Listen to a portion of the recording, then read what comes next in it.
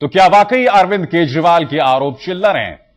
क्या वाकई आज जो उन्होंने प्रेस कॉन्फ्रेंस किया, जिसके जरिए उन्होंने घेरने की कोशिश की बीजेपी अध्यक्ष नितिन गडकरी को, क्या वो कमजोर हैं? क्या अरविंद केजरीवाल आज की इस प्रेस कॉन्फ्रेंस के लिए खुद की जमीन तैयार करने की कोशिश कर रहे थे और लोगों को यह जतलाने की कोशिश कर रहे थे कि दरअसल मैं ही साबित हो सकता हूं सही विपक्ष? आज इस बात पर तो हम चर्चा करेंगे, साथ ही इस बात पर भी चर्चा करेंगे कि क्या विपक्ष का होना, बीजेपी का बतौर विपक्ष होना महज एक छलावा है? क्या वाकई बीजेपी कांग्रेस भाई भाई?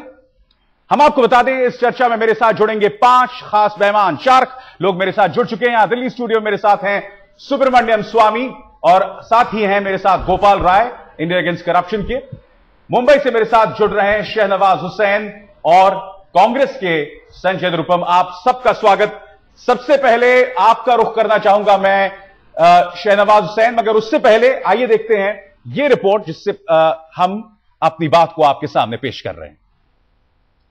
4 जून 2005 को नितिन गडकरी जी ने वहां के तत्कालीन सिंचाई मंत्री अजीत पवार जी को चिट्ठी लिखी कि मुझे पता चला है कि यहां 100 एकड़ जमीन खाली पड़ी हुई है और यह जमीन आप मुझे दे दीजिए।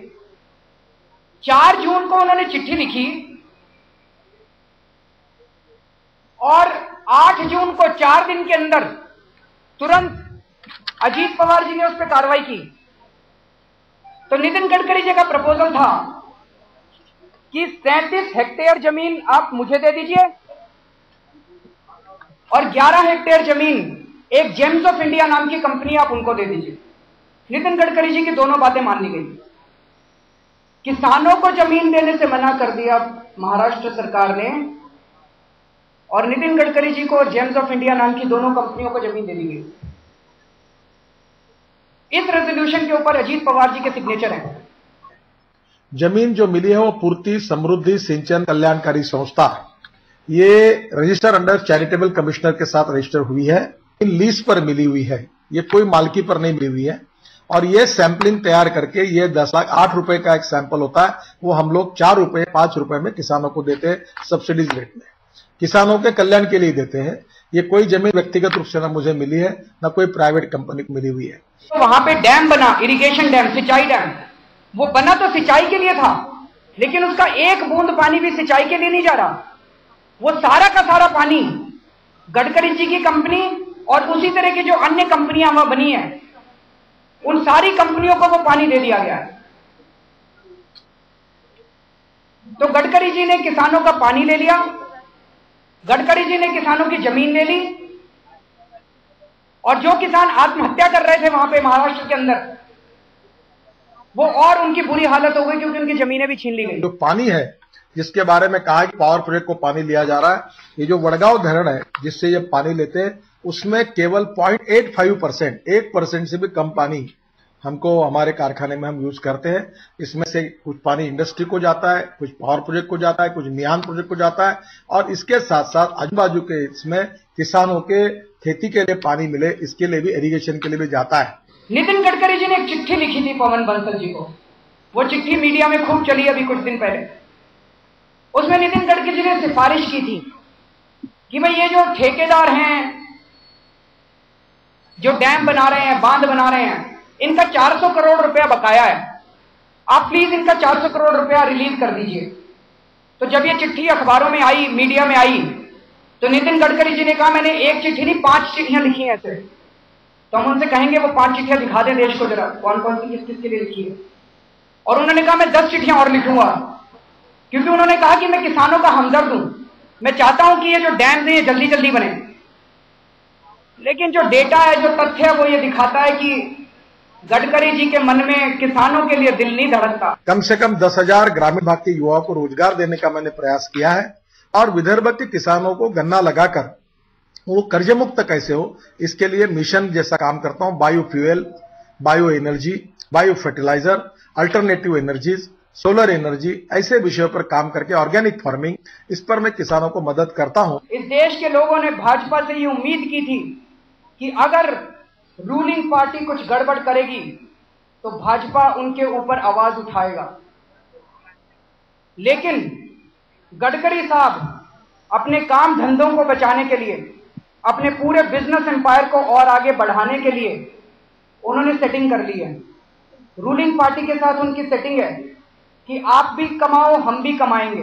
दुर्भाग्यवश केवल कांग्रेस पार्टी का जो भ्रष्टाचार के स्कैंडल्स के कारण एक प्रकार से नाम खराब हो रहा है, इसलिए भाजपा को जो एक अच्छी जगह मिल रही है वो उसके लिए ये जो चाहते हैं कि वो जगह उनको मिले, इसलिए भारतीय जनता पार्टी को बदनाम करने की ये साजिश है।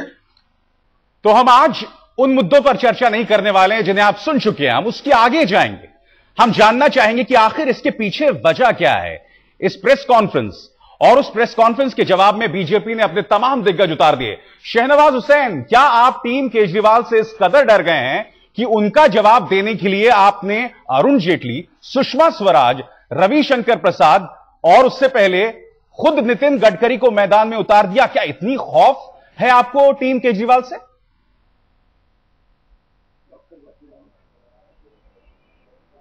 देखिए, हम हंसें तो बगावत, हम रोएं तो बगावत। अगर हम जवाब नहीं देते तो अभिषार जी आपका सवाल होता कि क्या जो सवाल उठे हैं आम आदमी के, उन सवालों का जवाब बीजेपी के बड़े नेताओं के पास नहीं है। और जब हम जवाब दे रहे हैं तो आप कह रहे हैं कि इतने जरूरी थे कि बीजेपी के सारे दिग्गज उतरे। सवाल यह है कि देश में भ्रष्टाचार के खिलाफ माहौल है और भारतीय जनता पार्टी उत्तराखंड भी जीती है और बंगाल में भी 285% वोट हमारे बढ़े हैं। पूरे देश को भारतीय जनता पार्टी से उम्मीद है। केजरीवाल साहब एक तरफ कह रहे हैं कि कांग्रेस खराब है और उसका विकल्प बीजेपी न बने, इसलिए बीजेपी भी खराब है, कल कहेंगे कम्युनिस्ट भी खराब है, यही डर है आपको? सारे खराब हैं, हम शहनवाज साहब, क्या यही डर है आपको? लेकर प्रेस किया। क्या आपको यही डर है कि कहीं ना कहीं केजरीवाल आपका काम खराब करते नजर आ रहे हैं और यही वजह है कि अब एक बौखलाहट भारतीय जनता पार्टी में दिखाई दे रही है? ये आपकी अपनी राय हो सकती है अभिषार जी। मैं भारतीय जनता पार्टी के प्रवक्ता के तौर पे कह रहा हूं कि भारतीय जनता पार्टी बहुत जिम्मेदारी से इस बात को कहने आई है कि ये जो सवाल उठे ये गडकरी जी पर नहीं, बल्कि जो पूर्ति कल्याणकारी संस्था है उस पर सवाल उठा के, क्योंकि गडकरी जी उससे जुड़े हुए हैं, इसलिए नाम लेना कि गडकरी जी को जमीन दे दी गई।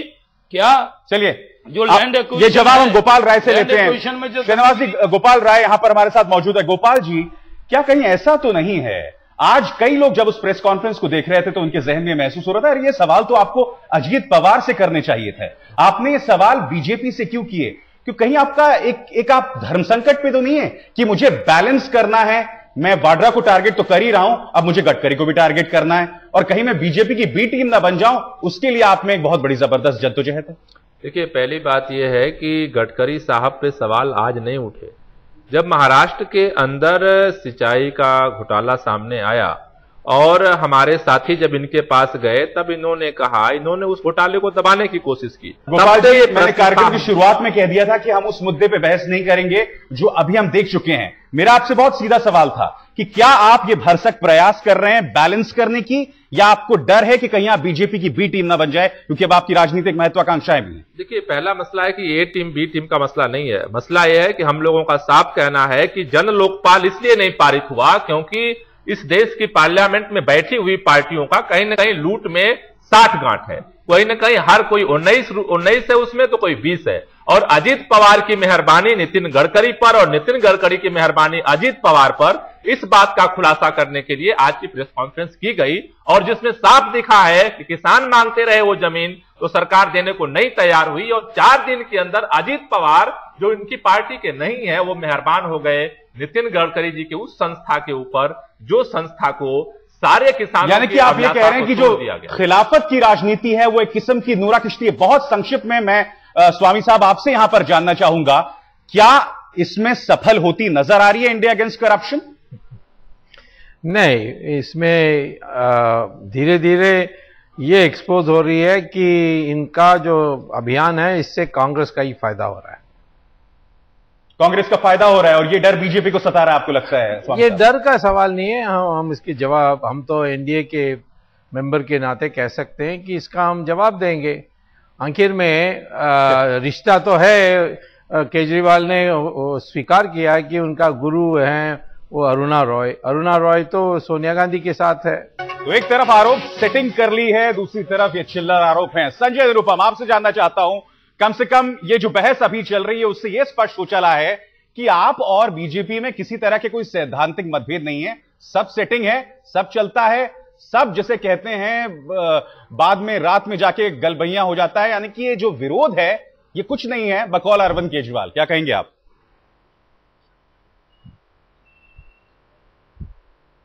बिल्कुल ऐसा कुछ भी नहीं है। जो भी अरविंद केजरीवाल कह रहे हैं कि कांग्रेस और बीजेपी में कोई सेटिंग है, यह सरासर गलत है।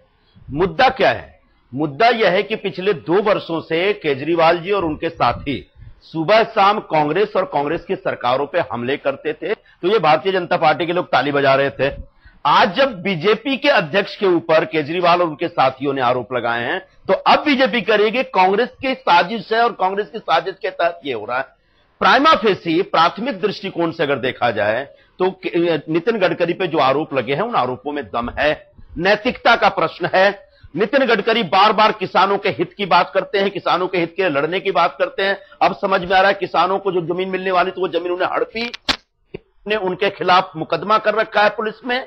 तो ऐसे में और उसके बाद जिस तरीके से दिया गया जमीन निश्चित तौर पर सवाल खड़ा करता है। तो ये और अगर ये सब सोशल एंटरप्राइज है, संजय जी, अगर सोशल एंटरप्राइज है और नितिन गडकरी सिर्फ सोशल, संजय नैतिकता का सवाल क्या गडकरी तक जी सीमित रह जाता है? अगर ये सोशल एंटरप्राइज है जैसा क्या ये गडकरी जी तक सीमित रह जाता है नैतिकता का सवाल, या इसे आप एनसीपी तक भी लाना चाहेंगे?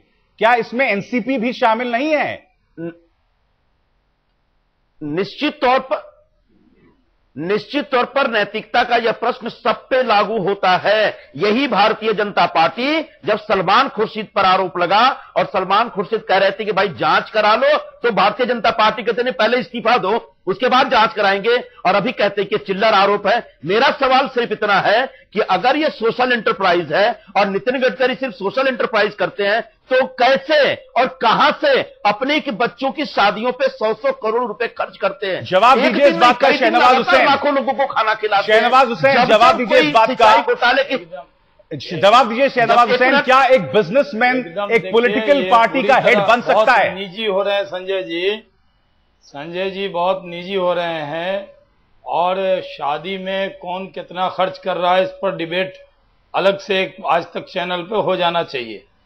और सवाल यहां पर यह है जो आरोप लग रहा है कि क्या एक शख्स जिसके बिजनेस इंटरेस्ट हैं, कपड़े महंगे, शहनवाज सवाल मुद्दों पे होना चाहिए।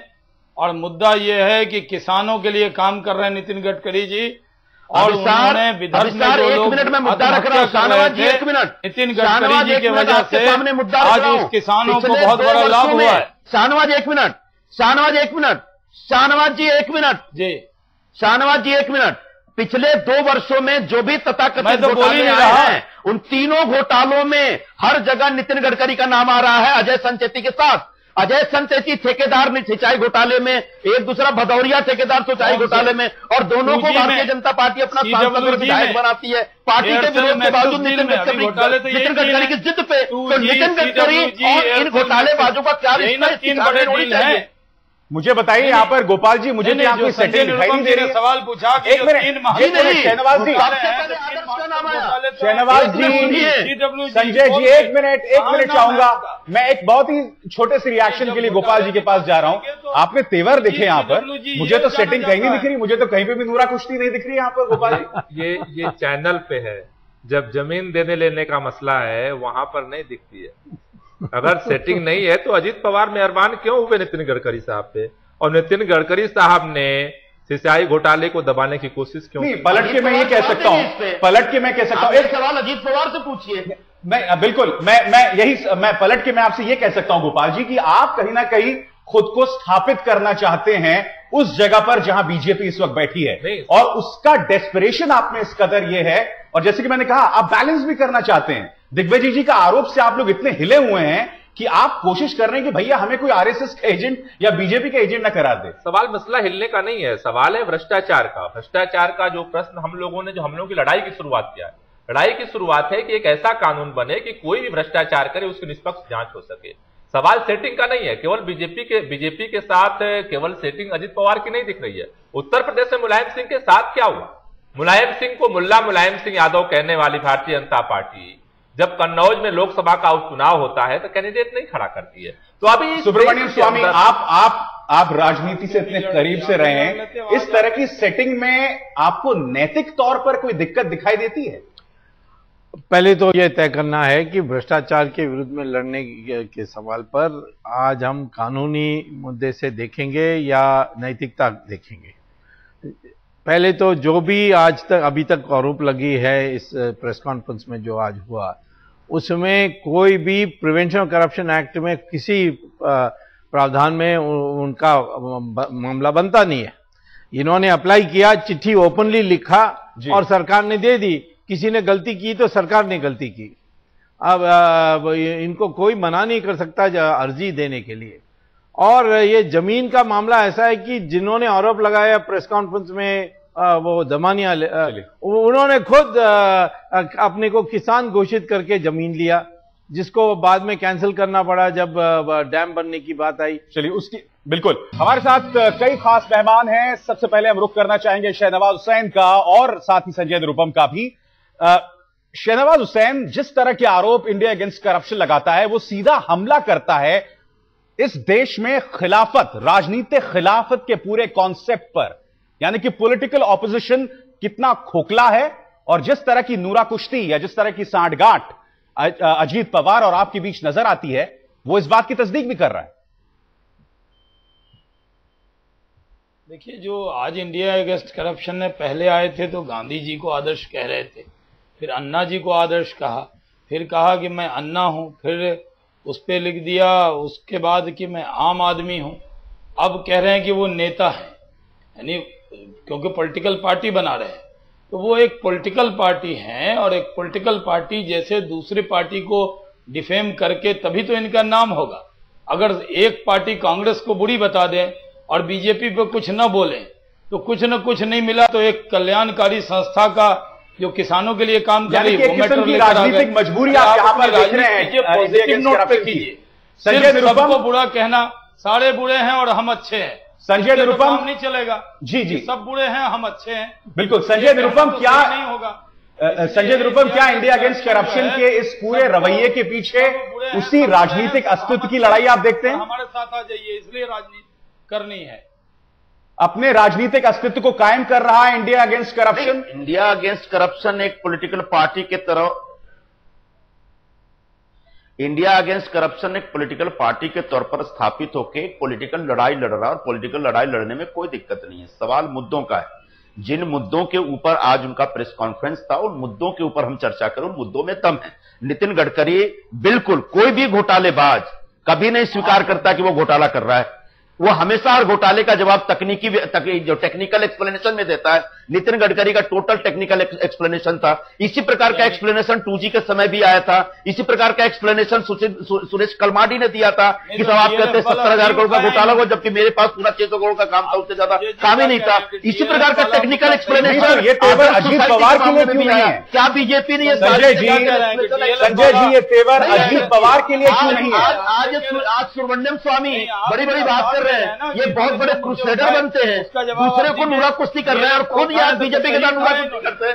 तुमजी के मामले में रोज कोर्ट में जाने वाला आदमी आज चुपचाप बैठा हुआ है और वो कह रहे हैं कि नहीं, इसका जवाब दिया जाएगा। बिल्कुल बिल्कुल, मैं उनसे जवाब देता हूं। सुब्रमण्यम स्वामी, आप बहुत मुस्कुरा रहे हैं, बहुत खामोश की बैठी है, जवाब दीजिए इस बात का। कांग्रेस के खिलाफ कैंपेन चलाते थे, क्या जवाब? सुबह शाम कोर्ट में जाते थे। अब एक बीजेपी के अध्यक्ष से घोटाले का मामला निकल के आया तो चुप्पी साध के बैठे और आईएससी स्वामी जी, आप कैसे चुप्पी साध सकते हैं?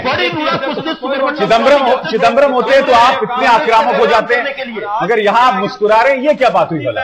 इसीलिए क्योंकि मैं भ्रष्टाचार के खिलाफ लड़ते समय प्रिवेंशन ऑफ करप्शन एक्ट जो कानून बनी है उसके अंतर्गत जो अपराध होती है उसको लेकर लड़ता हूं।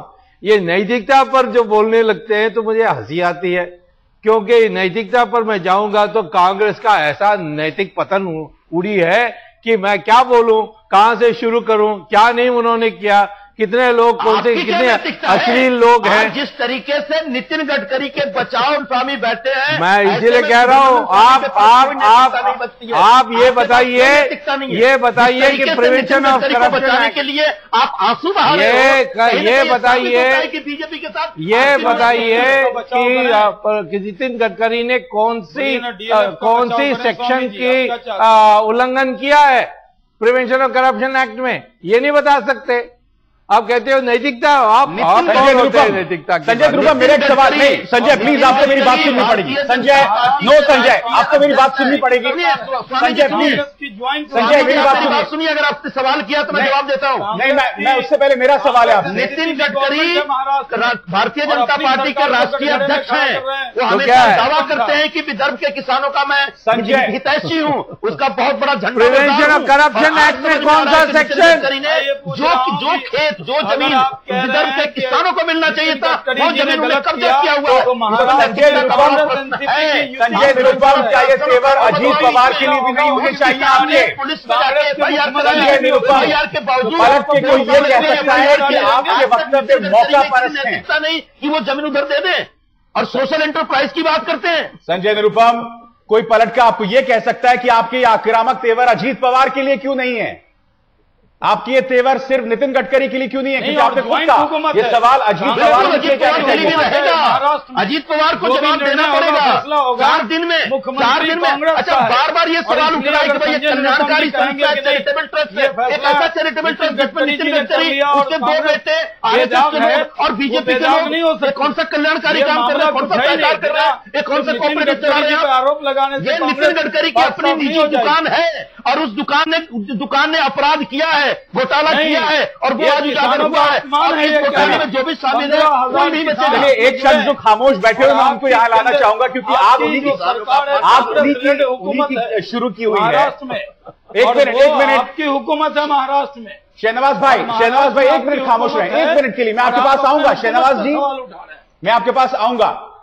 गोपाल जी, बड़ा सवाल ये कि आप लोग पॉलिटिकल पार्टी बन चुके हैं, मगर आप अभी भी एक्सपेक्ट करते हैं कि लोग आपको एक समाजवादी पार्टी, समाज सेवी संस्था के तौर पर आपको ट्रीट करें, आपको एक ऐसी संस्था के ट्रीट के तौर पर जो समाज को बदल रहा है। अब आप भी एक पॉलिटिकल पार्टी हैं, तो उस कटघरे पे आपको भी खड़ा किया जाएगा और उसके जवाब आपको देने के लिए तैयार होना होगा। पहली बात यह है कि हम पॉलिटिकल पार्टी हैं और पॉलिटिकल पार्टी को हिंदुस्तान के अंदर यही जरूरत है कि हिंदुस्तान के अंदर जो पॉलिटिकल पार्टी थी पहले देश के लिए काम नहीं, तो क्या आप नहीं मानते आज आप जो तमाम चीजें कर रहे हैं वो पॉलिटिकल मजबूरी है? आप हमारी पॉलिटिकल जरूरत है इस मुल्क में, ऐसी आपकी पॉलिटिकल जरूरत है। केजरीवाल अपना अस्तित्व स्थापित करना चाहते हैं, ये उनकी पॉलिटिकल जरूरत है। मसला केजरीवाल का नहीं है, मसला ये है कि क्या जो ये पूरा एक कंपनी का और पार्टियों का जो साठ-गांठ जो पूरे मुल्क को लूट रहा है, इसके खिलाफ कोई पॉलिटिकल पार्टी हिम्मत करेगी या नहीं करेगी? मगर एक बात बहुत अच्छी है, ये जो बहस हो रही है वो इस देश की पॉलिटिकल फिजा में एक ताजा लहर भी लेकर आ रही है। और ताजा लहर से मेरा मतलब इंडिया अगेंस्ट करप्शन नहीं है, ताजा लहर का मतलब है जो बहस हो रही है जिससे कई चीजें निकल कर आ रही हैं। और यकीन मानिए ये देश के सियासी माहौल के लिए अच्छा है। सियासी हमाम की दिक्कत यह है कि यहां निर्वस्त्र होना पड़ता है और एक बार आप सियासत में आ जाएं तो उन तमाम आरोपों का आपको सामना करना पड़ता है जिससे आप बचते रहे हैं। यह आरोप यहां पर सुब्रमण्यम स्वामी लगातार आईएसी पर लगा रहे हैं कि पूरा जो ये मामला हो रहा है वो सोनिया गांधी पर के इशारे पर हो रहा है। स्वामी, आप बहुत गंभीर आरोप लगा रहे हैं यहां पर। हुए हैं, ये वास्तव में सोनिया का भला हुआ है। जहां तक वड्रा का सवाल है, वड्रा और प्रियंका के रिश्ते खराब हैं, वो उन्होंने प्रॉपर्टी का बंटवारा का काम शुरू कर दिया, यहां तक जा सकती है कि डिवोर्स भी हो जाए। किस प्रकार की बदतमीजी कर रहे हैं? मैं अपनी बात गुजारिश आपसे स्वामी जी, इस तरह की निजी बातों पे ना जाएं। हम लोग एक सियासी बहस कर रहे हैं, इनके पूरे आचरण में अनैतिकता है। बिल्कुल, मैं स्वामी जी आपसे, सुब्रमण्यम स्वामी आपसे रिक्वेस्ट करूंगा इस तरह के पर्सनल आरोप न लगाएं। आप मुझसे पूछें कि वड्रा का जो अभियान चली है विरोध में, वो सोनिया का कैसा भला हो रहा है? इसीलिए भला हो रहा है कि उनके पारिवारिक प्रॉब्लम में इन्होंने मदद कर दी है। चलिए हम प्लीज पारिवारिक उस पर ना जाएं सुब्रमण्यम स्वामी। क्यों नहीं जाए? ये सार्वजनिक जीवन में जो लोग हैं वो परिवार के बात छिपने नहीं चाहिए। पेट में दर्द हो रहा है। हाँ, जब सार्वजनिक इसमें है, मतलब आपको बीजेपी ने कांग्रेस के खिलाफ दुष्प्रचार करने के लिए पैदा किया है। आप बीजेपी के पेट से निकले हुए कांग्रेस के खिलाफ दुष्प्रचार करने वाले एक स्टूल मैं बीजेपी कभी नहीं था। गुजारिश है, साबित हो गया। मेरी गुजारिश है कि आप उस बहस को स्तर पे ना ले जाएं। लड़ना चाहते हैं। बिल्कुल, हम एक मिनट मैं आपको रोकूंगा यहाँ पे संजय निरुपम, क्योंकि नवाब मलिक हमारे साथ जुड़ गए हैं, काफी लेट जुड़े हैं। नवाब मलिक, यहां पर जो आरोप लग रहा है कि अजीत पवार और नितिन गडकरी में एक किस्म की सांठगांठ है, इस आरोप पर आप क्या कहना चाहेंगे?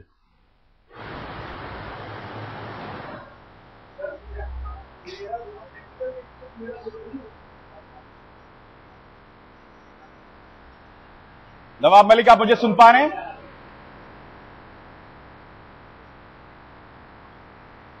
चलिए, नवाब मलिक से साथ शायद हमारा संपर्क नहीं हो पा रहा है।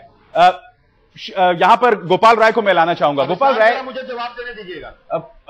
संजय, हम उस मुद्दे पे फिर से नहीं जाना चाहते हैं। आप अपना विरोध दर्ज करा चुके हैं और मैंने सुब्रमण्यम स्वामी से भी अपील की है कि वो इस तरह की निजी बातें ना करें। क्यों? सार्वजनिक जीवन में निजी बात कौन सी होती है? आप ये सोशल मीडिया में जरूर कर सकते हैं, मेरी गुजारिश है। मगर आपसे मेरी गुजारिश है सुब्रमण्यम स्वामी, इस तरह की बातें यहां ना करें, क्योंकि ये निजी बातें आज तक में नहीं करना चाहिए। बिल्कुल, जैसा भी आप समझे, क्योंकि मुझे स्पेशल सियासी बहस कर रहे हैं और कृपया हम वहीं तक सीमित रखें। ये सार्वजनिक और निजी का गोपाल राय, महात्मा गांधी ने आरोप आप पर यहां पर ये लगते हैं कि आप जो ये मुहिम उठा रहे हैं उसका सीधा नुकसान बीजेपी का होगा, तो आप पे कांग्रेस की बी टीम होने का आरोप लगाया जाता है। देखिए, पहली बात यह है कि हम आरएसएस की भी बी टीम है, हम बीजेपी की भी बी टीम है, लेकिन ये सारे मिलकर के भ्रष्टाचारियों की बी टीम बन गए, इसलिए सब बौखलाए हुए हैं। सवाल यहां पर यह आता है कि इस देश के अंदर भ्रष्टाचार के खिलाफ जब आवाज उठ रही है, तो जब बीजेपी पे उठती है कांग्रेस चिल्ला रही है, कांग्रेस पे उठती है बीजेपी चिल्लाती है। हमारा मकसद है इस देश के अंदर एक नए राजनीतिक मुकाम को हासिल करना, एक नए तरह के विकल्प को देना, एक नए तरह की परिवर्तन की राजनीति को लाना, कि जो सांठगांठ है वह जनता के साथ हो, न कि कंपनियों और भ्रष्टाचारियों। आपके तमाम दावे जो हैं वो सही उतरेंगे उसी कटघरे पर जिस पर तमाम राजनीतिक दलों को मापा जाता है। बहुत बहुत शुक्रिया आपका गोपाल राय, सुब्रमण्यम स्वामी, संजय निरुपम, आपका भी शहनवाज हुसैन और नवाब मलिक, जिनसे हमारी बात नहीं हो पाई, जो देर से जुड़े मगर उनसे हमारा संपर्क नहीं हो पाया। आप सबका बहुत बहुत शुक्रिया। बहुत संक्षिप्त में कुछ अगर आप कहना चाहें शहनवाज हुसैन। नहीं, हम ये कह रहे हैं कि इनका मकसद साफ हो गया ना। इन्होंने कहा हम एक नई राजनीतिक व्यवस्था पैदा करना चाहते हैं, तो पॉजिटिव नोट पे जाइए ना, सब खराब है हम अच्छे हैं, ये कहकर आप राजनीतिक व्यवस्था खड़ा नहीं कर सकते। चलिए, आप अपनी अच्छाई बताइए, चलिए दूसरे को बदनाम करके आप अपने को अच्छा नहीं बता सकते हैं। रोज खड़े होइए, एक आरोप लगा दीजिए और दुनिया खराब है हम अच्छे हैं, हमें वोट दे दो, हम राजनीति में आते हैं। और इस आखिरी पड़ाव में सीधे रुख करना चाहेंगे नवाब मलिक का, जो आखिरकार हमारे साथ जुड़ गए। नवाब मलिक, बहुत संक्षिप्त में आपसे जानना चाहूंगा, अजीत पवार और नितिन गडकरी के बीच में सांठगांठ है, ऐसा आरोप आईएसी लगा रही है, क्या कहेंगे आप? ये बिल्कुल सरासर बेबुनियाद आरोप है। जिस तरह से आरोप लगाया गया कि किसानों को जमीन ना दे के नितिन गडकरी की संस्था को दी गई, मैं आईएसी के लोगों को बताना चाहता हूं कि सुप्रीम कोर्ट का निर्णय है, एक बार अधिकृत की गई जमीन दोबारा वापस नहीं दी जा सकती। विरोधी पक्ष के नेता की हैसियत से उन्होंने पत्र लिखा, उसमें अजीत पवार जी ने रिमार्क करके डिपार्टमेंट को भेजा है। जहां तक आरोप लगाया गया कि सिंचाई के लिए पानी नहीं देते, बिजली परियोजनाओं को पानी दिया जाता है, मैं इतना ही बताना चाहता हूं कि महाराष्ट्र में कानून बनाया गया है कि पीने के पानी के लिए प्राथमिकता होगी, बाद में सिंचाई को पानी दिया जाएगा और उसके बाद फिर कारखानों को पानी दिया जाएगा। जी बहुत बहुत शुक्रिया नवाब मलिक साहब, आपने